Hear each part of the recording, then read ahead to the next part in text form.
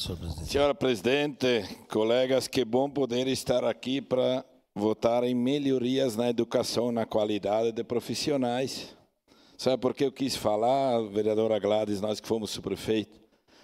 Quanta luta minha aqui dentro para voltar a Linda Manfro, lá na Quarta Légua. Vereador Rafael. Vereadora Rose, a Linda Manfro hoje está lá com 98 alunos, manhã e tarde, e de ontem para hoje já recebi o contato de 6 mães que têm as crianças com 4 anos e ainda lá não tem espaço.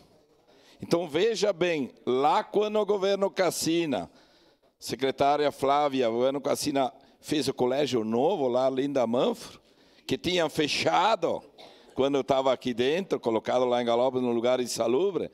Se tivesse feito um colégio maior ainda, crianças para estudar não tem. Quanto mais qualidade da educação, menos presídio lá na frente. Que hoje estão lutando aí, porque faltou educação lá atrás. Então, me senti à vontade de poder estar aqui votando, sim, favorável em qualidade na educação, lembrando justamente na nosso colégio, a Linda Manfro, lá da Quarta Légua. Turno de manhã e de tarde, liguei hoje de manhã lá, tem possibilidade de abrir uma nova turma? Para declarar Infelizmente, voto.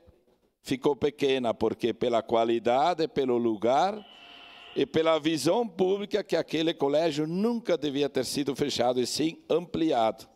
Quando se houve, então, numa qualidade, poder estar aqui votando, sempre serei favorável, olhando no dia de hoje e no que vivemos lá atrás, numa equivocada de fechar. Fazer mais e não fechar. Era isso.